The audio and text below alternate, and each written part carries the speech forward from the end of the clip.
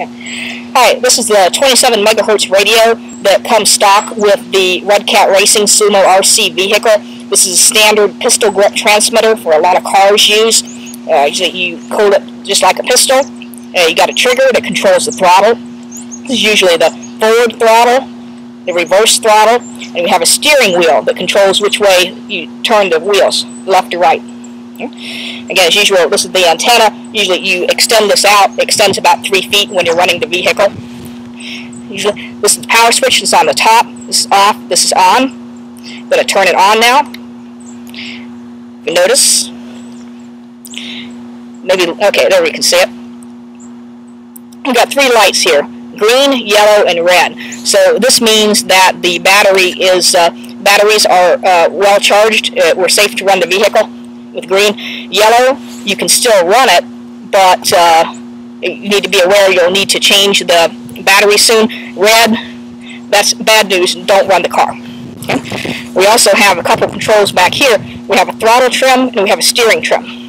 And there's a black line on each of these knobs, and there's a black line that's on the body of the radio. These are the neutral positions. Be sure this line is lined up with what's on the body of the radio. It can be difficult to control the car from the radio if this dial is too far out of position, so be sure to set this properly. This is the steering trim. This allows you to set where the wheels are pointed when the steering is neutral. So usually when the black lines are lined up, that should be where the wheels are pointed straight ahead. So then turn to the right, turn to the left. Okay? Turn this off.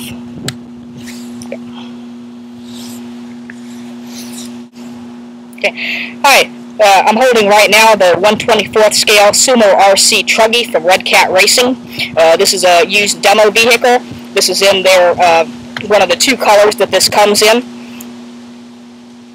And you see, as usual with the car, we've got this is the receiver antenna. If you flip it underneath, you see there's a sticker on this one that says what the frequency is, 26.995. This needs to be matched to your radio. And there's also a switch on the back. This is the on-off switch for the vehicle. So if you're looking underneath, to the right is off, to the left is on. I've also got the radio, of course. You've got to have the radio.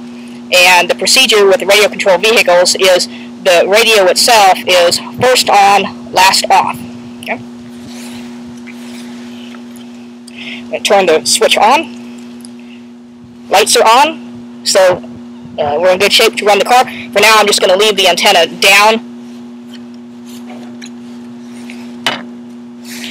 And now we have the vehicle. Vehicle is off. Right side. Procedure. Now that the radio is on, we turn the vehicle on. So notice there was a small noise and the tires switched.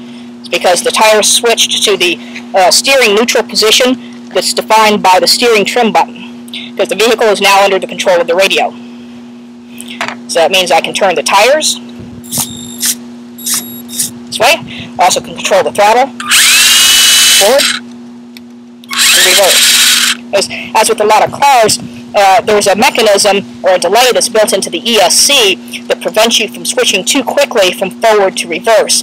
So a lot of times with the car, what you need to do, pull the trigger forward, and then it won't respond right away. Click it once. Now it'll go in reverse. The same for going from forward or reverse to forward. Okay? Now let's assume that we were done playing and we want to turn it off. Well, what we're going to do is, first thing we do, pick the car up, turn this switch to off. Okay? Now we're safe to turn the radio off. We turn the radio off. Radio is now off. Okay? Now, what happens when you're playing with your cars if you don't do things in this order? Okay, well, first of all, here's our car. It's off, but now the radio is still off, so I turn the car on. Well, the wheels will move. Sometimes they don't move very much. Sometimes they can spin very quickly. You see? This is not really, that's just a feature of the radio-controlled cars, so you just be sure that it's off all the way to the right. Okay? So it's going crazy like this, but now, you've got the radio. If I turn the radio on, now that's stopped. The vehicle is now under the control of the radio. Okay? Turn the radio off. Now I have some of the same problem as before. So keep the radio on.